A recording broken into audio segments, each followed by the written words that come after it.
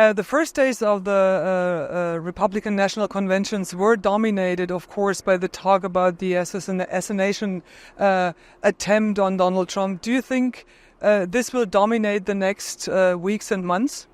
Well, I see two things here. I was speaking earlier today to somebody who is really a very, very close advisor to Donald Trump. And this person explained to me and to a couple of friends that he has found the tone of how Donald Trump talks to them different from what it was before the assassination attempt. And apparently, the word has been given by Donald Trump to his advisors, tone it down. We don't want to be as aggressive vis-a-vis the Democrats as we traditionally have been.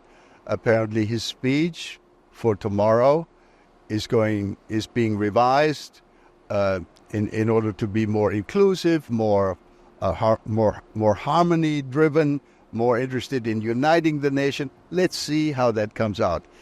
My question is, let's assume he does that and comes up with a uniting kind of speech. Then the next question, my question would be, is that going to be sustainable? Can Donald Trump, whose nature is one of, being rather aggressive, that's how he's made his career, can he sustain that? Can he be, the elder statesman? I mean, he's 78 or so. He deserves to behave like an elder statesman. Can he do that with his track record? Big question mark. Last question, you just mentioned Joe Biden, President Biden. This whole debate about whether he should run again or not, do you fear that this kind of is destabilizing a global order in a way? Is this weakening the strength of the United States? I don't think so.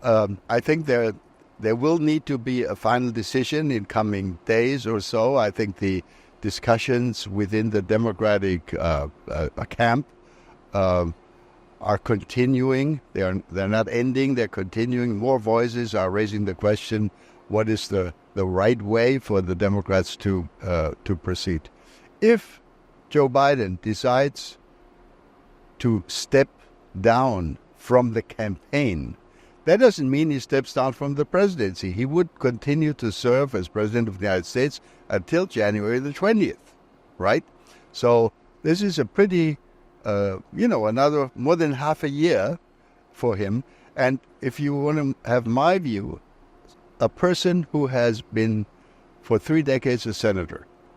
I met him first when he was a young senator from Delaware, who served for 2 terms as Vice President of the United States, who has had 4 years as at least from a European vantage point, very successful role as President of the United States. He came to Europe's help when Russia started this aggressive war in Ukraine. He deserves a lot of praise from Europe. If he decides to step down, that would be, I think, a highly dignified way to end one of the most successful political careers in recent American history, and he would go down as a historic figure. It's not our job, certainly not my job, to give unnecessary advice, but I just hope that the solution that can be found here is one that allows this man to look dignified. Ambassador Ischinger, thank you so much.